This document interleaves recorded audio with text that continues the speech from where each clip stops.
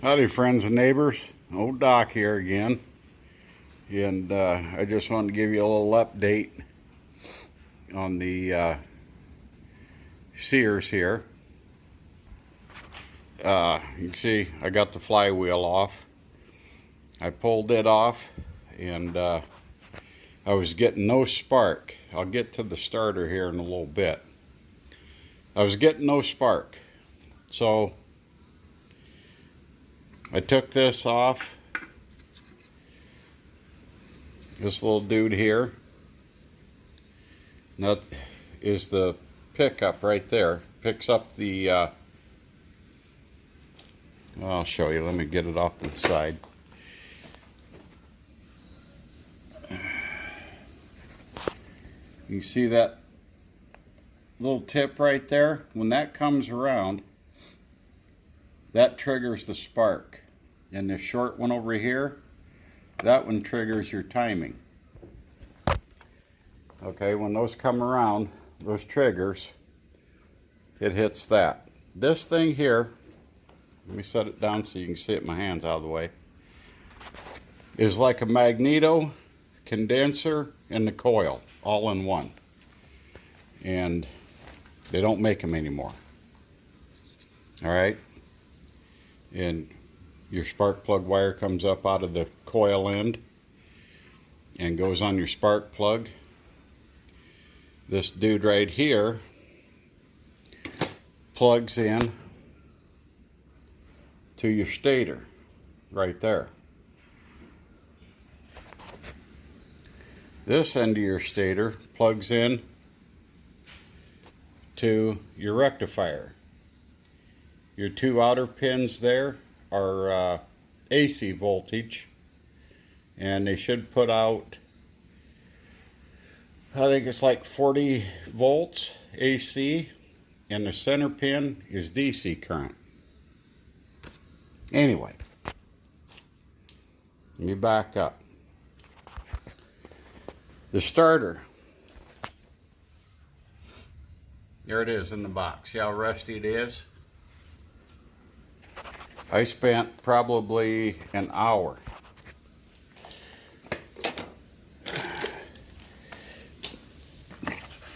getting the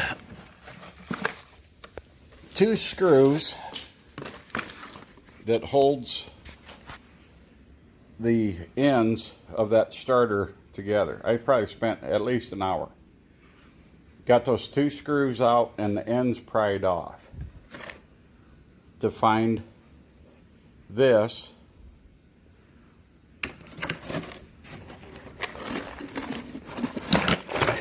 rusted up and stuck inside there. I sprayed our freeze off in there. They're not a sponsor. I wish they were, because Matthew and I used the hell out of it. The brushes don't look bad, but like I said, I spent a lot of time cleaning this up. I never put it back together yet. The day I took that apart, that evening, I told Penny and Matthew, I said, you know, I had a old lawnmower starter laying outside the shed for 15 years or so. And I never threw it away. I don't know where it came from, but I never threw it away because it worked. What are the odds it's the same starter and it still works? So after I got done kind of cleaning that one up and dicking with it and put the pieces in the box for the evening, I dug around in the scrap pile and found this starter. Now I put it on the jump box and it did not work. It didn't do anything. So it took me all of about 3 minutes to take the two screws or little nuts off the ends and pull these ends off. So it wasn't near as crapped up as that one. Took a pair of pliers, put it on the end of the shaft, turned it, it was just stuck a little bit in there, was all. Put some light grease on the end of the shafts and on the back. Put the ends back on, put it on the jump box, and it works. Works just fine. So, there we are. I can still get a starter off of Amazon. They're probably made in China now. They're like 64 bucks. If that ever craps out or whatever. Okay. So I was cranking it with the starter and the jump box. No spark. I took, pulled this off, and it was all, see all the caked up, and that's after I've done some wire brushing and got in there with a screwdriver. This was all caked up and crappy, and I cleaned it up somewhat and shined that little dude up there. Pulled the flywheel off to check the stator. The stator is your alternator. Pulled the flywheel off, and when I did that, that is what I found. Every magnet had let loose in the flywheel and was stuck to the stator. So I took the magnets off, put them back in order in the flywheel. Now these magnets, they're poled north, south, north, south, north, south. If you don't put them back in order and evenly gapped in between, it's not going to work. Even if your stator is good, it's not going to work. And the reason, or the way you check these, is you take one magnet at a time. Every one of them will come out. Every one of them was out. You take another magnet and you go up here on the corners, and if it repels your magnet away, then that one is south. You don't go in the middle. You go on the up here on these end corners, edges. If it repels, then it's a south magnet. If it wants to attract, then it's a north magnet. But you epoxy these back in, alternating north, south, north, south, north, south. You epoxy those back in. I guess it looks like online everybody's using JB Weld. So I have to go through that. The stator, I don't know if it works. I don't see any hot spots. But what I found, and hopefully the light doesn't wash it out too much, and I can get it to, things to focus. It may not be doing it on the count of the light, but it may not just do it. Anyway, the insulation, much of the insulation is gone off of this wire. So I don't know how much luck you guys have ever had with electrical or liquid electric tape, but I'd like to try that down in here. And then I'll probably just put some shrink tubing on the rest of it or something. And so to try that back out, see if it works. Get this box back out of the way with the starter parts and pieces and lovelies. Get the stator out of the way. Let's move that back out of the road. And the backing plate. So that's where we're at. with the old Sears. Matthew and I got the valves back in. I don't know if that was in the last video. We put the valves back in.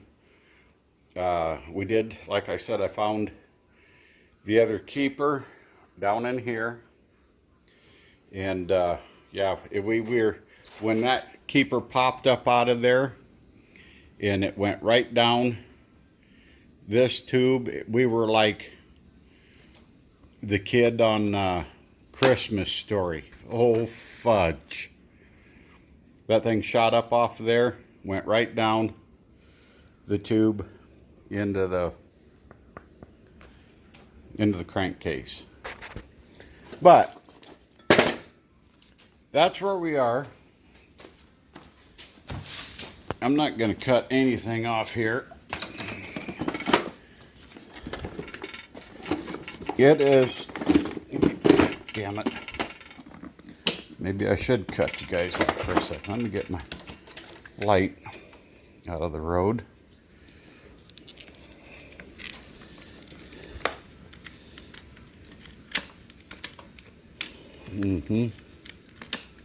This jump box. Yeah. It's not the bestest in the world, but I want to show you guys, we do have some pretty decent compression.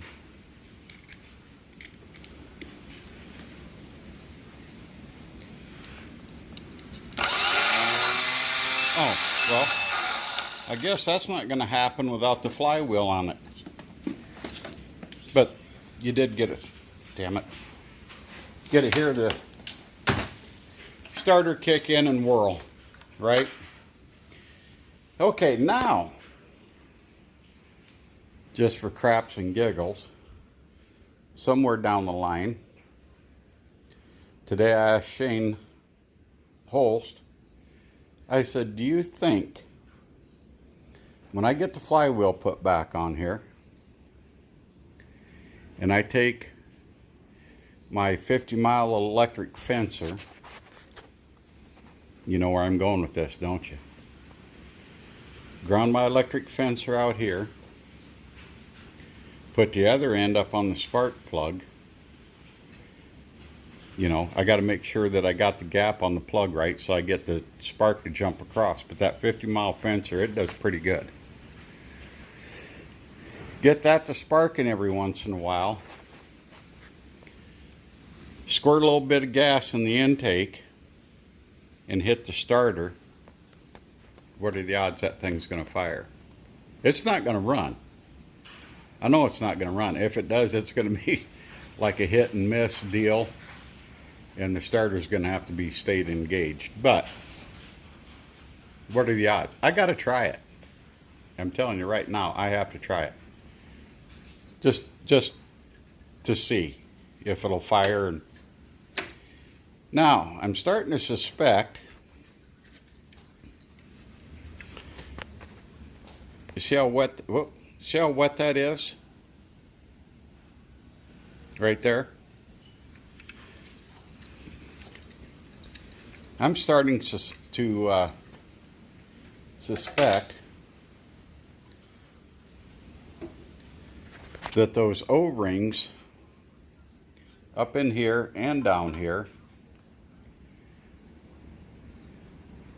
are bad and not sealing up, because I got oil in here. I put motor oil in it, and before I took the flywheel off, I was running the starter on it, you know, getting it to chug and stuff, and it's got pretty decent damn compression, and the valves were doing their thing. But when I poured motor oil in there, I thought, well, I'm going to oil the upper end too. So I poured some oil up on this, and then it flows across and runs back down.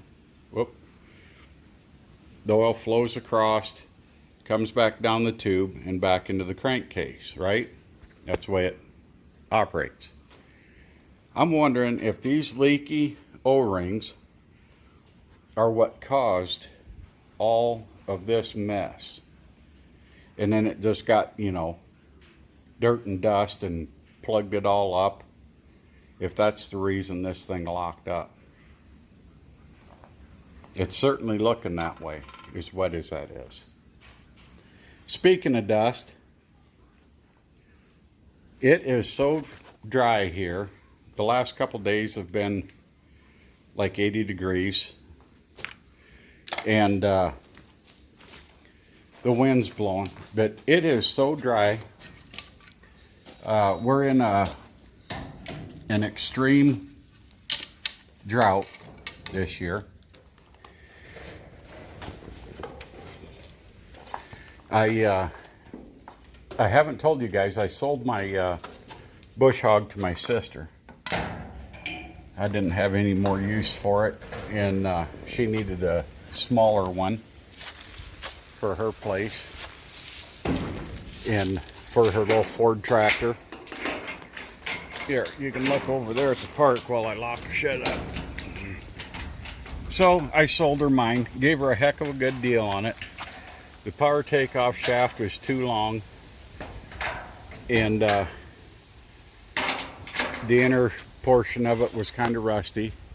So I had it out here yesterday, had the big DeWalt grinder, and all I was doing was polishing the rust off of it. And I mean, I've had more sparks come off of a cigarette than what came off the whole time I was polishing. I set my yard on fire twice from what little sparking that did. But it is dry. Now, the local news says this is smoke from fires out west or something. Well, I can't write my name in smoke. I could write my name in that. And believe me, this dry, dusty air, I don't know, look over at the airport, you can see the dirt in the air. It is raising hell with my sinuses. I mean raising hell. All week it's just been miserable. Matthew's even having a hell of a time. But, so with that, friends and neighbors, that's our update. Oh, and I do also want to mention, I've picked up, I don't know how many new subscribers here the last month or so. And I never get notifications on. Now, if you have a channel, a YouTube channel, then I'll get a notification that you have subscribed to my channel. But I have picked up, I don't know how many new subscribers here the last month, 2 months. So I want to thank all of you new subscribers, and as always, the old subscribers. And there's not a whole lot going on that, you know, as far as something I think is exciting to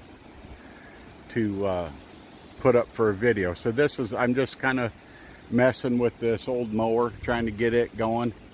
And some of you guys that follow my channel know why I'm trying to get it going. And so right now I don't have a dime into that thing, but I'm gonna have to, because I have to get JB Weld to put those magnets back in. So that's gonna be a few bucks. It's not gonna be expensive. And then we're gonna go from there. So with that, friends and neighbors, send rain if you got any, because we need her bad. And be kind to one another. Do something kind for a friend, a stranger, or a loved one. Happy trails.